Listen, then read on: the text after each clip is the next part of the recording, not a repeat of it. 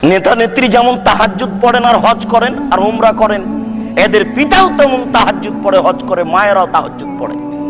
আর মেয়ে এখানে ঘুরে বেড়াচ্ছে, জোর করে জান্নাত কিনতে চাই, তাহাজ্জুদ পড়ে জান্নাত কিনতে চায়। অবাস্তব ধারণা, হতে পারে না। ধর্ম রাজশাহী চাঁপাই नवाबगंज हवाई लड्डू नয়, दोनों हाथ में लड्डू है, जो चाहे उसको खा ले, जो चाहे उसको छोड़ दे।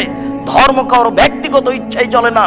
এদেশের নেতা নেত্রী যেমন কবরে ফুল তুলে দিয়ে চতুর্দিকে দাঁড়িয়ে হাত তুলে দোয়া করছে, আরে নারী পুরুষ পাছাপাছি তো আছে, আছেই, হিন্দু মানুষও হাত তুলে আছে। ধর্ম একটা হাতের ময়লা, ধর্ম কিছুই না। এরা ধর্মের 5 পয়সা দাম দেয় না। এরা মোহাম্মদ সাল্লাল্লাহু আলাইহি সাল্লামকে চিনে না, এরা আল্লাহকে চিনে না, এরা ধর্মকে জানে না। ধর্ম কি জিনিস? ধর্ম এদের হাতের ময়লা। দেশের টাকা পয়সাকে যেমন লুটপাট করে খেতে হবে, টাকা পয়সা হচ্ছে হাতের ময়লা, তেমন ধরে নিয়েছে ধর্ম হচ্ছে হাতের ময়লা। তা হতে পারে না। দেশের অর্থ সম্পদকে যেমন হাতের ময়লা মনে করে লুটপাট করে খাবে, দেশের মানুষকে যেমন অন্যায়ভাবে হত্যা করা একটা স্বাভাবিক মনে করে, তেমন ধর্মকে তারা স্বাভাবিক মনে করে। অথচ ধর্মকে ভয় করা উচিত ছিল।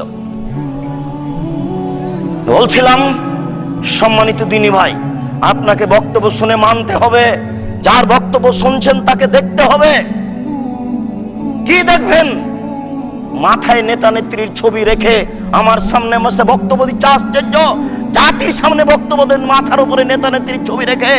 একদিন রাসূল সাল্লাল্লাহু আলাইহি সাল্লাম খুব সকালে মুখটা ভারী করে খুব চিন্তিত অবস্থায় বসে আছেন, মুখটা মলিন হয়ে আছে। উম্মে সালমা রাদিয়াল্লাহু তাআলা আনহা বলছেন, আল্লাহর নবী, আপনি মুখ মলিন করে বসে আছেন কেন? কি হয়েছে? তখন আল্লাহ রাসূল বললেন, শোনো, জিবরাইল আমার সাথে ওয়াদা করেছিলেন, তিনি গত রাতে আমার সাথে সাক্ষাৎ করবেন। উম্মে সালমা, শোনো, জিবরাইল আমার সাথে ওয়াদা করেছিলেন, তিনি আমার সাথে গত রাতে সাক্ষাৎ করবেন। রাত পার হয়ে গেল, জিবরাইল আসলেন না। আমি বুঝতে পারি না ঘটনা কি। তাহলে কি আমার কোনো ভুল হলো? কেন জিবরাইল আসলেন না? এই কথা শুনেই উম্মে সালমা উঠে একটু ঘরের দিকে ঢুকলেন, দেখি ঘরে কিছু আবর্জনা অপরিষ্কার কিছু আছে কিনা। এই চিন্তা করে উঠে রাসূলের বিছানার নিচে দেখছেন, খাটের নিচে দেখছেন একটা কুকুরের বাচ্চা।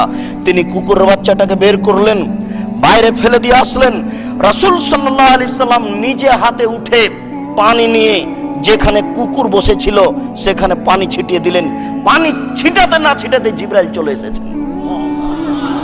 আল্লাহ রাসূল বললেন, জিবরাইল, আপনি আমার সাথে ওয়াদা করেছিলেন গত রাতে সাক্ষাৎ করবেন, আসেন নিজে।